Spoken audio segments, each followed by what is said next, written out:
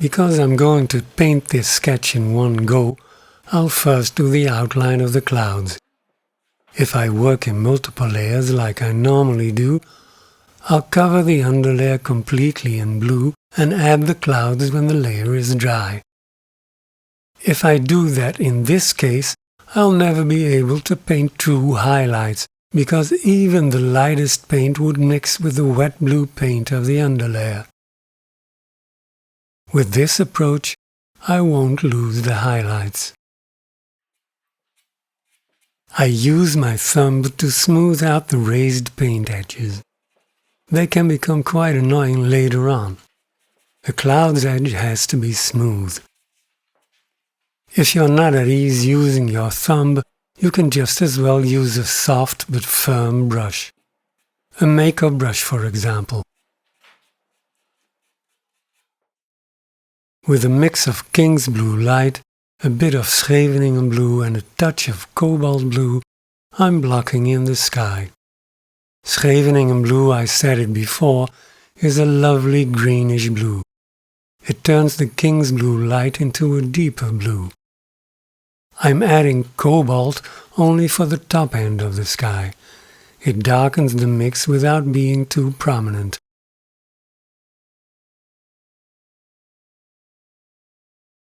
I added a little more Scheveningen blue and titanium white to the mix. The closer to the horizon, the lighter the sky. I'm blending the lighter color into the darker color above. This will make it easier to paint a seamless transition later. And more Scheveningen blue and titanium white.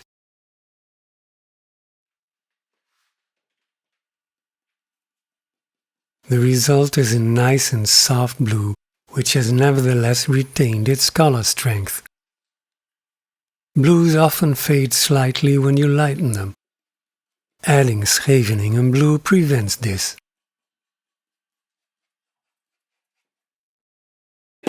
I bought a stencil brush, the biggest I could find, to replace my worn-out old stipple brush, but it remains a makeshift solution.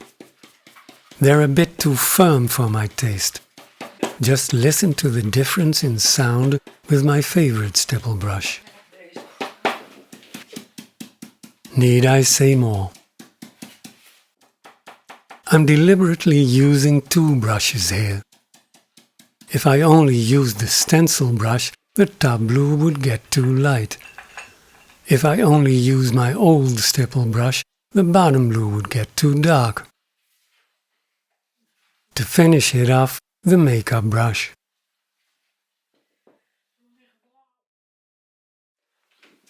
This mix of brilliant yellow and titanium white is the lightest color in the painting. I don't do the edges yet to prevent the paint from mixing with the blue of the sky. What follows next is crucial for the lifelike appearance of your clouds. The edges. Don't paint the lightest part of a cloud at the edges. If you do, the cloud will become a flat, cut-out shape. As you can see, I blend the cloud's color with the blue of the sky, which slightly darkens the edges. I use this blended color to suggest shadows in the cloud. You can see how the shape immediately gets rounder.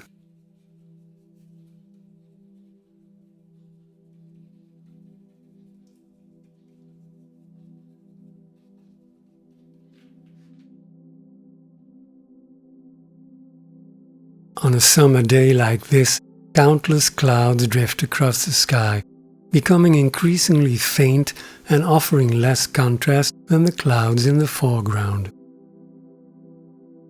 The wet-on-wet technique works perfectly here. The light paint on my brush blends with the wet blue background, instantly creating a unity between the clouds and the sky.